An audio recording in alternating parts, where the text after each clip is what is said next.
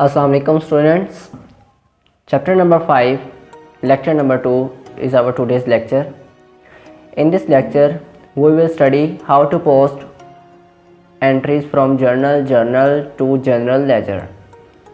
Students, हमने पढ़ा था अपने प्रीवियस लेक्चर्स में अकाउंटिंग साइकिल, जिसमें सबसे पहला जो प्राइमरी स्टेप है वो है जनरल जर्नल, ठीक है, जहाँ पर हम अपनी अकाउंटिंग एंट्री को पहली दफ़ा राइट करते हैं। उसके बाद हम जनरल लेजर तैयार करते हैं, ठीक है। अब हम उस अकाउंटिंग एंट्री को जो हमने जनरल जर्नल में नोट की थी उसको जनरल लेजर में कैसे पोस्ट करेंगे, आज हम वो देखेंगे।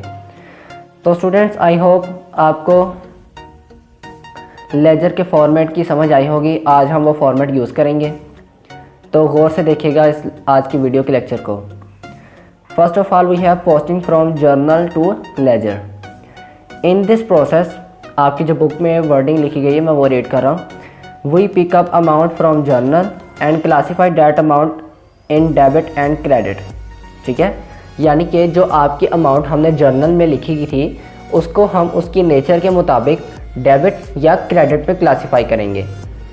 तो हमने यहाँ पर आपको एक एंट्री, फॉर एग्जांपल हम यहाँ पे सपोज करते हैं जनवरी 1 जो कि हमारी डेट है, owner introduce cash ₹25,000 as capital in the business. 1 जनवरी को ऑनर ने कैश जो है वो कैपिटल के तौर पे इंट्रोड्यूस करवाया बिजनेस में।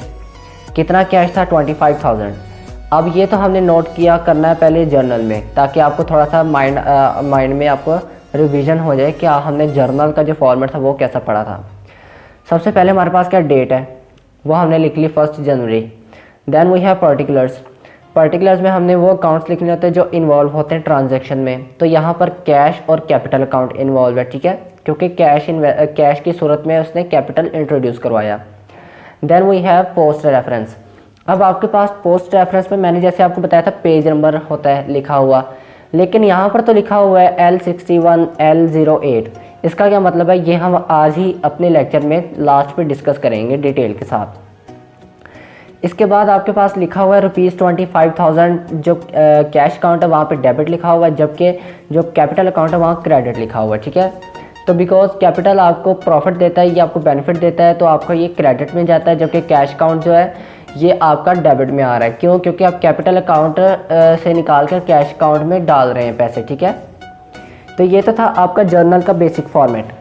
अब हम डिस्कस करेंगे लेजर का फॉर्मेट, ठीक है। लेजर में हम इसको कैसे इंपोर्ट करेंगे, तो मैंने बताया था हर एक एंट्री का एक अलग से सेपरेट अकाउंट होता है। तो हम इन दो अकाउंट एंट्रीज को सेपरेटली यहाँ पर रिकॉर्ड करेंगे। हमारे पास दो एंट्री कौन सी, एक कैश अकाउंट की, एक कैपिटल अकाउंट की है। तो सबसे पहले हम यहाँ पर कैश अकाउंट को डिस्कस करेंगे। लेजर के फॉर्मेट के मुताबिक we have date, particular, post reference, then in our last column is rupees. ये तो थी आपकी डेबिट साइड, ठीक है। यही कॉलम आपके क्रेडिट साइड पे भी होंगे, ठीक है। Date, particular, post reference and rupees, ठीक है, ये होंगे क्रेडिट साइड पे। दोनों तरफ कॉलम सेम, लेकिन एक डेबिट साइड है एक क्रेडिट साइड है। अब हमने फैसला करना है कि जो हम पहले जो पोस्ट करने जा रहे हैं आया कि वो डेबिट है कि क्रेडिट है। अगर तो वो डेबिट हुई फिर हम इस लेजर के लेफ़्ट साइड पे कॉलम जो दिए गए उनको इस्तेमाल करेंगे। अगर ये क्रेडिट है तो हम अपने राइट साइड वाले कॉलम्स को यूज़ करेंगे। लेकिन फ़िलहाल हमने कैश अकाउंट को जर्नल में देखा ये डेबिट है, तो अब हम यहाँ पर इसको लेफ़्ट साइड पर ही लेजर में भी मेंशन करेंगे। तो यहाँ पर डेट के नीचे हम लिख देंगे 1 जनवरी, पर्टिकुलर में वही आपका कैश अकाउंट आ जाता है। तो अभी आपका जो पर्टिकुलर है वो कैपिटल अकाउंट है और पोस्ट रेफरेंस है उसके आगे लिखा हुआ है J01, ठीक है, ये हम आगे डिस्कस करेंगे। और नीचे लिखी हुई है 25,000 रुपीज़, ठीक है। अब आप देखेंगे कि इससे आगे वाले जो आपके कॉलम है वो खाली हैं, बिकॉज आगे इसके हमने जो ट्रांजेक्शन करनी है वो अलग है, ठीक है। अब वो है हमारे पास, ये थे कैपिटल कैश अकाउंट के अंदर कैपिटल का मेंशन। अब हम करेंगे कैपिटल अकाउंट में कैश का मेंशन। कैश का मेंशन करेंगे तो वो आ जाएगा क्रेडिट साइड पे। बाकी वही एंट्री सारी है, डेट के नीचे डेट लिख देनी है आपने, उसके नीचे कैश के नीचे कैश लिख देना है, पर्टिकुलर्स के नीचे पर्टिकुलर्स लिख देना है, ठीक है। दोस्तों ये तो था आपका जस्ट लेजर के अंदर पोस्टिंग हमने कैसे करनी है। डेबिट और क्रेडिट का आपने हिसाब वही रखना है जो आपके जर्नल के अंदर था, ठीक है। अब हम डिस्कस करेंगे कि पोस्ट रेफरेंस नंबर क्या होता है, जो हमने पढ़ा था नीचे L08 और L25 या जो भी वो फिगर था, इसका मतलब क्या होता है। सो आपकी बुक में क्लियर वर्डिंग लिखी गई है, in post reference the page number of general ledger. जैसा कि मैंने आपको अपने पिछले लेक्चर से अब तक आपको ये बताया कि आपके लेजर का पेज नंबर होता है। Is return in which its effect was posted, यानी कि आपका जो इफेक्ट पोस्ट हो रहा है उसका पेज नंबर यहाँ पर लिखा गया होता है। Similarly in post reference column of general laser, यानी कि जो अगर आपका जनरल लेजर के कॉलम है पोस्ट रेफरेंस का, आपने एक लेजर फॉर्मेट वहाँ पर राइट किया, ठीक है, बनाया फॉर्मेट, उसके अंदर जो कॉलम है पोस्ट रेफरेंस का, उसके अंदर जो नंबर होगा वो होगा आपके जर्नल का नंबर। लेजर के अंदर जो कॉलम होगा उसके अंदर लिखे गए नंबर का जो नंबर होगा वो कौन सा होगा, वो जर्नल का नंबर होगा, ठीक है। अब यहाँ पे लिखा गया in the post reference column of general laser the page number of journal is return from which entry was posted, ठीक है। यानी कि आपने लेजर में जर्नल का पेज नंबर लिखना है, दूसरी तरफ जर्नल के अंदर जो पोस्ट रेफरेंस का कॉलम है, क्योंकि ये कॉलम तो दोनों में, जर्नल में भी लेजर में भी है, ठीक है।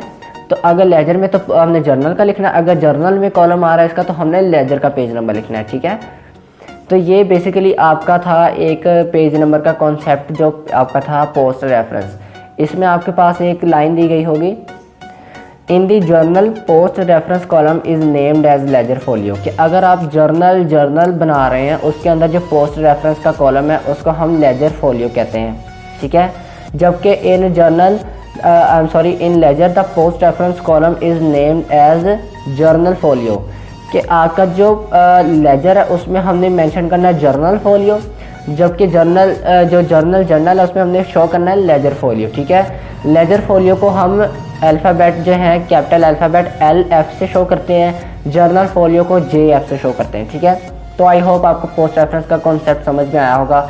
अगले लेक्चर तक के लिए मुझे इजाज़त दीजिए। खुदा हाफिज़।